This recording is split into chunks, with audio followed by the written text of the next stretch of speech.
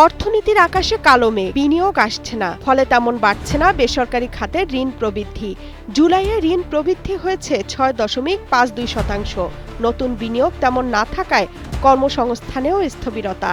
এমন এক কঠিন সময়ে ব্যবসায়ীরা বলছেন আস্থাহীনতার কথা। অর্থনীতিবিদরা বলছেন নির্বাচিত সরকারের মাধ্যমে বিনিয়োগের জন্য নির্ভরযোগ্য পরিবেশ নিশ্চিত করতে হবে। ব্যবসায়ীরা বলছেন রাজনৈতিক স্থিতিশীলতা ছাড়া ব্যবসায়ীরা ঝুঁকি নিতে দ্বিধা করেন।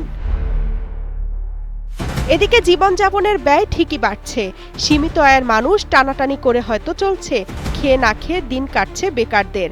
গত এক বছরে বাংলাদেশে জ্বালানি সহ নানা সংকটে ৩৫৩ শিল্প কারখানা বন্ধ হয়ে যাওয়ায় বেকারত্বের হার বেড়েছে ৪.৬৩%। বকেয়া বেতন না দিয়েই কারখানা বন্ধের ঘোষণাকে কেন্দ্র করে সংঘর্ষে শ্রমিকদের মৃত্যুর ঘটনাও ঘটছে।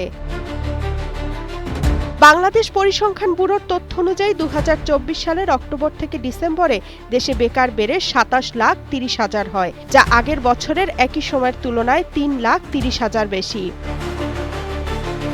সেন্টার ফর পলিসি ডায়ালগের গবেষণায় বলা হয়েছে দেশে চাকরি হারিয়েছেন সব মশার বিরুদ্ধে সুরক্ষা দিতে এলো বসুন্ধরা এক্সট্রিম অ্যারোসল। মশার বিরুদ্ধে এক্সট্রিম সুরক্ষা। ২১ লাখ, যার মধ্যে প্রায় ১৮ লাখই নারী।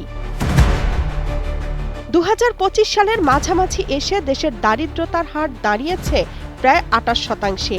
২০২২ সালে যা ছিল ১৮.৭%, বলছে বেসরকারি গবেষণা প্রতিষ্ঠান পাওয়ার অ্যান্ড পার্টিসিপেশন রিসার্চ সেন্টারের এক জরিপ।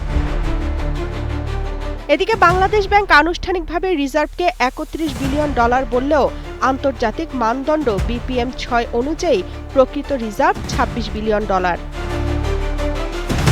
বিএনপির স্থায়ী কমিটির সদস্য আমির খসরু মাহমুদ চৌধুরী বলেছেন, দেশ দিন দিন নিচের দিকে যাচ্ছে এবং বিনিয়োগকারীরা নির্বাচনের জন্য অপেক্ষা করছেন। বিপ্লবের পর দেশে দ্রুত নির্বাচন না হলে গৃহযুদ্ধ হয় বলেও তিনি সতর্ক করে দেন। পরিকল্পনা উপদেষ্টা ডক্টর ওয়াহিদুদ্দিন মাহমুদ সতর্ক করেছেন যে বিপুল সংখ্যক মানুষ দারিদ্র্য সীমার কাছাকাছি রয়েছে, সামান্য ঢেউ এলে তলিয়ে যাবে।